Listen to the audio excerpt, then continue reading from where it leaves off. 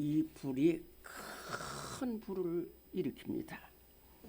씨앗은 아주 작고 보잘것없는 작은 물체지만은 그 안에 생명이 있는 씨앗은 그것이 흙에 묻혀서 흙과 생명이 결합되어서 요만한 겨자씨가 큰 나무를 이루게 됩니다. 예루살렘 동쪽 작은 곳에 한 다락방이 있었는데 그 다락방에 많은 120명의 사람들이 몰려들었습니다. 그 120명은 세상적으로 잘난 사람이 아니라 예수님의 제자들과 또 그와 함께한 남자들과 또 보잘것없는 연약한 여자들로 이루어진 120명입니다. 죄송합니다.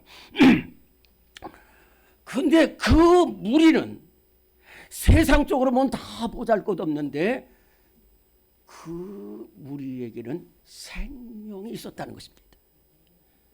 이 사람들이 왜 다락방에 모여서 기도하고 있었냐면은 바로 1시간 전에 예수님께서 이제 마지막으로 예루살렘은 예루살렘 시내가 있고 서쪽으로는 이렇게 평지입니다. 그리고 동쪽으로는 여러 개의 산이 둘러져 있습니다. 전망산이 있고 멸망산이 있고 감람산이 있습니다. 이 감람산 꼭대기에서 이렇게 예루살렘을 내려오면 그야말로 한눈에 들어옵니다. 예수님께서 이제 승천하시면서 제자들에게 말씀하십니다.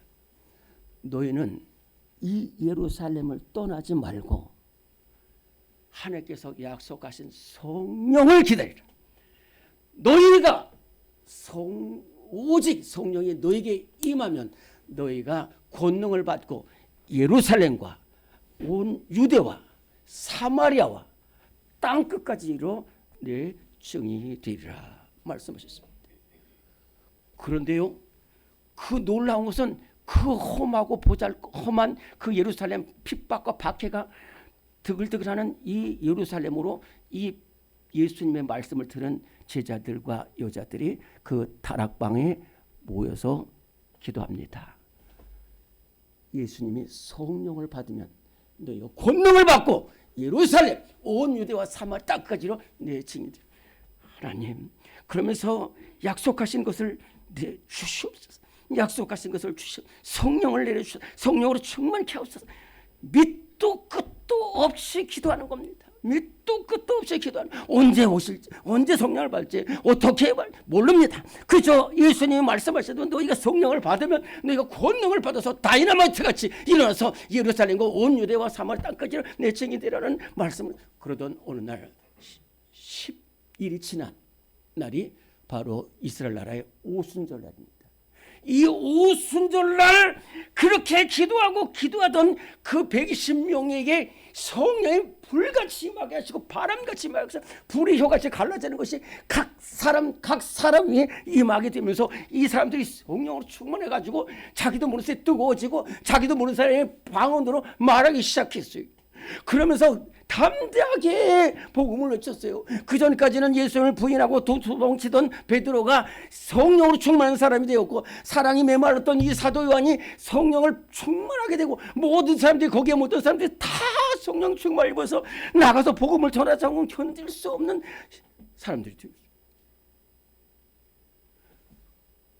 그 다락방이 교회입니다. 교회는 어마어마한 것, 돈 많은 곳 세워진 게 아니라 박해를 피해서 그저 눈물로 기도했던 사람들이 모인 그 다락방이 최초의 교회, 초대교회가 된 줄로 믿습니다. 이렇게 성령의 충만을 받은 사람들은요, 서로 성전에 모이기 힘써요. 이 초대교회는 생명이 있는 교회였다는 겁니다. 오늘의 말씀 1번 보시겠습니다. 주보에 있습니다. 주보 3면에 오늘의 말씀 1번입니다. 시작. 예루살렘 다락방에서 시작된 교회는 생명이 넘쳐 흘렀습니다. 사도행전 2장 46절 47절. 날마다 마음을 같여요 성전에 모이기를 힘쓰고 하나님을 찬미하며 또 온 백성의 칭송을 받으니 주께서 구원받은 사람을 날마다 더하게 하시니라. 날마다 더하게 하시는 거예요. 왜? 성전에 모였다니까요. 기도하기를 힘썼다는 거예요. 서로 사랑으로 교제했다는 거예요. 하나님을 찬송했고 가는 곳마다 모든 사람에게 칭송. 저 사람은 올바른 그리스도, 저 사람은 성령 충만한 사람이다. 막 칭찬을 받으니까 막 주께서 구원받은 사람을 날마다 더하게 하시고요. 베드로가 회개하라고 말씀을 전할 때에 그 수주받은 베드로가 말씀을 전하는데 3,000명이 세례를 받아요. 그 뒤에는 믿는 사람이 남자만 5,000명 있다는 거예요. 조슨이라는 역사가에 의하면 그 당시 예루살렘의 성도가 2만 명이었다는 거예요. 이 작은 예루살렘. 생명 있는 교회 있어요. 이렇게 생명 있는 교회. 우리 교회도 이렇게 서로 모이고 사랑하고 기도함으로써 생명 있는 교회가 될 줄로 믿습니다. 그런데 안타까운 것은 이렇게 교회가 생명으로 자라가니까 원수 마귀가 역사하는 거예요. 큰 박해가 일어났습니다. 큰 박해가 일어났어요. 오늘의 말씀 2번입니다. 시작. 예루살렘 교회에 큰 박해를 받아 흩어졌지만 성도들은 흩어져서 가는 곳마다 복음 전하였습니다. 사도행전 8장 1절 6절 시작. 그날에 예루살렘에 있는 교회에 큰 박해가 있어 사도 외에는 다 유대와 사마리아 모든 땅으로 흩어지니라. 그 흩어진 사람들이 두루 다니며 복음의 말씀을 전할세 빌립이 사마리아 성에 내려가 그리스도를 백성에게 전파하니 그가 하는 말을 따르더라. 아멘. 말로 다 할 수 없는 박해를 받았어요. 말로 다 할 수 없는 박해를 받았어요. 이 박해 전에 이제 오늘 우리도 이렇게 사람을 세우게 되는데 교회에 사람을 충성된 일꾼들을 세워서 7명의 집사를 세웁니다. 그 중에서 가장 성령과 지혜가 충만한 집사가 스데반 집사가 있는데 스데반 집사가 복음을 전하니까 대제사장들과 서기관과 바리새인들이 싫어해가지고 결국은 이 스데반을 잡아서 돌로 쳐 죽여서 순교를 하게 되는 역사가 일어나게 되는데 여러분들이요, 이 악한 사람들은, 악한 세력들은 우는 사자같이 살려요. 일단 스데반을 죽인 일이 벌어지니까 그 다음부터는 박해 불길이 일어나요. 그래가지고 이 스데반을 죽이는 것뿐만 아니라 좀 죄송하지만 예수 믿는 이 사람들 다 박살내게. 그 박해에 앞장섰던 사람이 사울이라는 청년입니다. 나중에 사도 바울이 된 사울이라는 청년입니다. 이 청년이 얼마나 복수심이 강한지 하여튼 예루살렘의 집에 있는 성도들 모조리 들어가서 다 색출해가지고 다 잡아가지고 감옥에다 다 집어넣었어요. 이제는 예루살렘에서 피할 길이 없어요. 신앙생활 할 수가 없어요. 그때에 성령 충만한 이 제자들은, 성도들은 어떻게 했냐면은 베드로와 요한과 이 사도만 예루살렘 교회에 남기고 나머지는 다 흩어졌습니다. 자, 근데 여기서 흩어졌다 하는 말이 굉장히 중요합니다. 여기서 흩어졌다는 말은 흩어졌다는 얘기예요. 그런데 여기서 흩어졌다는 말은 흩어졌지만 복음을 전한, 흩어져서 복음을 전하는 사람. 예, 코카콜라 사장은 내 혈관에는 피가 흐르는 게 아니라 코카콜라도 있어요. 이 성령 충만을 받은 이 사도들은 오직 복음입니다. 누가 날 때려도 복음, 누가 날 핍박해도 복음. 자기들의 생업이 중요한 게 아니에요. 생업도 생업이지만은 안디옥에 가면 안디옥에서, 구브로에 가면 구브로에 가서, 두로에 가면 두로에 가서 계속해서 복음을 전하는 거예요. 그래서 이 복음을 전하는데 첫 번째로 들어간 곳이 어디냐면 사마리아이고, 그 첫 번째로 사마리아에 가서 복음을 전한 사람이 빌립 집사입니다. 빌립 집사입니다. 여러분들은 지금 이 사마리아로 생각하면 이게 뭐 아무것도 아닌 것 같은데요. 예수님 당시에는 예루살렘 밖이라는 곳을 생각할 수가 없어요. 예루살렘 밖에는 이방인들이 있다는 거예요. 우리를 힘들게. 그래서 예루살렘에만 머물러 있어요. 그래서 예루살렘 교회가 아까 말한 것처럼 하나님을 찬양하고 백성에게 칭송을 받고 정말로 기도하고 생명 있는 교회였어요. 그런데 그곳에만 있으면은 그곳에만 교회가 있습니다. 그런데 우리 하나님은 그게 아니에요. 핍박을 주고 박해를 해서 이 사람들이 예루살렘을 나와서 또 복음을 전하게. 그래서 예루살렘 위가 유대입니다. 유대 지방. 그 예루살렘을 벗어나는 것도 힘들고 유대까지 복음을 전하는 것도 힘들어요. 특별히 사마리아는 이스라엘의 딱 중앙에 있는데 북쪽에 갈릴리와 남쪽에 유대 그 사이에 있는 이 사마리아는 비록 작은 곳이지만은 거기에는 다 어려운 사람들이 있어요. 아수르가 와서 바벨론이 와서 이 사람들을 다 혼혈해가지고요. 그래서 이 사마리아는 이스라엘 나라의 유일한 소외 지역이. 수가성 여인이 예수님이 물을 달라고 할 때 이렇게 말합니다.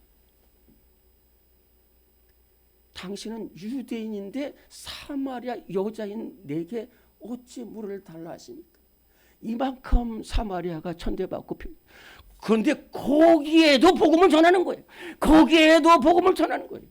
그래 가서 빌립이 가서 거기서 복음을 전하고 병을 고치고 능력이 나타나니까 막 수많은 사람들이 이 사마리아에 교회가 생겼어요. 그러니까 예루살렘 교회에서 베드로와 요한이 내려와서 기도하니까 이 사마리아 교회 성도들이 성령 충만함을 받았어요. 무슨 말입니까? 교회는 생명이 있는 곳인 줄로 믿습니다. 생명 있는 사람은 누가 와도 못 건드립니다. 나에게 생명이 있으면요, 누가 와도 날 때릴 수는 있어, 날 상처 줄 수는 있지만 내 사명은 못 건드려요. 초대교회 성도들이 바로 이랬어요. 그러니까 우리 주님이 기뻐하셔요. 성령이 충만하게 하시죠. 오늘의 말씀 3번입니다.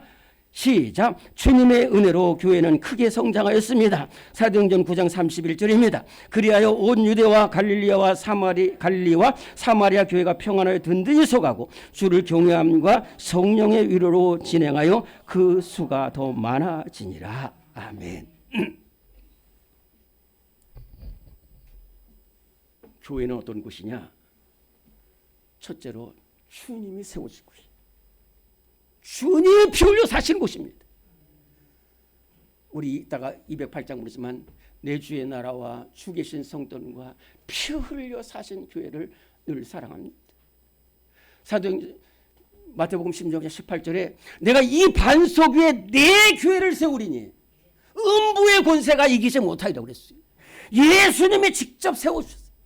예수님이 말씀하신 대로 복음을 전해서 예수님이 너희가 성령을 받으면 너희가 권능을 받고 예루살렘, 유대와 사마리아와 땅 끝까지 이뤄내죠. 그리고 예수님이 지켜주시는 교회는 어떠한 원수막이 와도 예수님만 붙들고 나가는 교회는 절대로 원수마귀가 틈 못하죠. 우리 교회는 저는 특별히 지난 해에 이렇게 어려운 세대 가운데서도 우리 몸된 교회를 주님이 얼마나 사랑하는지 제가 새벽마다 기도할 때마다 또 주야로 밤에도 기도할 때마다 우리 교회를 부족한 종이고 부족한 교회인데 눈동자같이 지키고 사랑하시는 거예요. 그리고 우리 성도들 정말로 초대교회처럼 날마다 마음을 같이하여 성전에 모이기를 힘쓰고 기도하기를 힘쓰고 교제하고 또 온 백성의 칭송을 받아서 주께서 구원받은 삶을 날마다 더하게 계신 역사로 함께 하셨다는 겁니다. 우리 교회는 주님이 함께 하시는 교회고 주님이 지켜주시고 서로 기도하고 서로 사랑할 때에 주께서 구원받은 사람을 날마다 더하게 하시고 주님 은혜로 날마다 성장하는 놀라운 역사가 우리 몸된 교회를 통하여 일어나게 될 줄로 믿습니다. 하나님 아버지, 우리를 사랑하시는 주님께 감사드립니다. 하나님, 우리 주님 말씀하셨습니다. 너희가 성령이 너희에게 임하시면 너희가 권능을 받고 예루살렘과 온 유대와 사마리아 땅 끝까지 이루어 내 증인이 되리라고 말씀하셨습니다. 우리 주님 피 흘려 사신 우리 몸된 교회 끝까지 생명과 사랑이 넘치는 교회가 되게 하셨어. 날마다 부흥하고 연분연 성장하며 주님께 영광을 돌리고 사랑이 넘치고 복음을 전하는 복된 교회 되게 하여 주시옵소서. 우리 한 사람 한 사람 축복의 주인공들이 되게 하시고 교회 성장의 기둥이 되게 하여 주시옵소서. 사랑 많으신 예수님의 이름으로 기도드립니다. 아멘.